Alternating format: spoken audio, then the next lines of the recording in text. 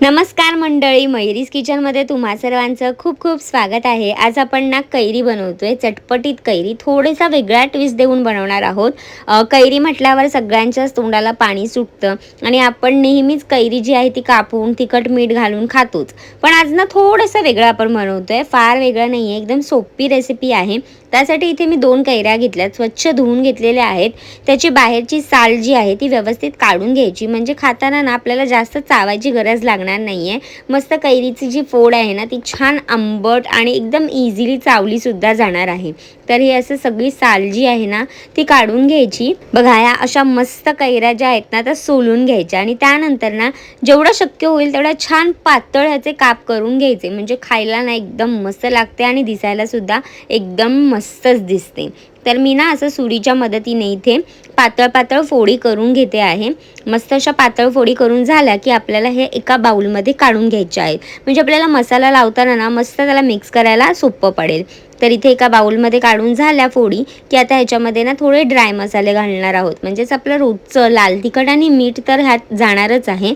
तर इथे मी लाल तिखट घालते आणि मीठ घालते चवीनुसार। त्यानंतर इथे आपण अर्धा चमचा भाजलेल्या जिऱ्याची पावडर घालणार आहोत। याने ना एक सुंदर फ्लेवर येतो आपल्या कैरीला, तर नक्की घाला। आणि आता आपण इथे ॲड करणार आहोत अर्धा चमचा मध। याने ना मस्त तिखट गोड अशी कैरी आपली बनून तयार होते। मध घातल्याने अजून छान फ्लेवर येतो। तुम्ही मध नसेल घालात तर पिठी साखर घातलात तरी सुद्धा चालेल। वरतून चिरलेली फ्रेश कोथिंबीर घालायची। आता सगळे जिन्नस घालून झाल्यावरती आपण हे छान मिक्स करून घेणार आहोत। आता हे मिक्स होतंय तोपर्यंत जर तुम्ही मयुरीज किचनला अजूनपर्यंत सबस्क्राईब केलेलं नसेल ना तर लगेच जा, सबस्क्राईब करा आणि बेल आयकॉनवर क्लिक करायला विसरू नका, म्हणजे जेव्हा केव्हा मी माझी नवीन रेसिपी अपलोड करेल तेव्हा तुम्हाला त्याचं नोटिफिकेशन मिळेल। तर बघा, आता ना मस्त ही कैरी मिक्स झाली आहे, एकदम बघूनच ना तोंडाला पाणी सुटलंय, इतकी कमाल ही दिसते बघा। आणि फ्लेवर सुद्धा खूप सुंदर येतोय, आहा हा, एकदम कमालच। तर हे मस्त आता मिक्स झालंय।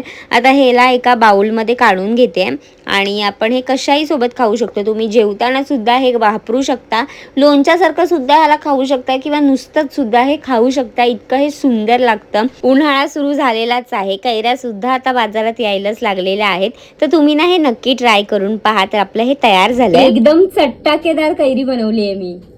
तुम्ही ही कैरी बनवून फ्रीजमध्ये सुद्धा स्टोअर करून ठेवू शकता। आणि जर तुम्हाला हे लोणच्यासारखं वापरायचं असेल तर तुम्ही ह्याच्यामध्ये थोडंसं तेल ॲड करून याला थोडे दिवस स्टोअर सुद्धा करू शकता बाहेर। आणि जर तुम्हाला फ्रीजमध्ये ठेवायचं असेल तर तुम्ही असंच सुद्धा स्टोअर करून ठेवू शकता, हे जास्त दिवस टिकतं। तर ही मस्त अशी चटपटीत कैरी तुम्हाला आवडली असेल तर लाईक करा, शेअर करा आणि सबस्क्राईब करायला विसरू नका। आणि निरोगी खा, निरोगी राहा।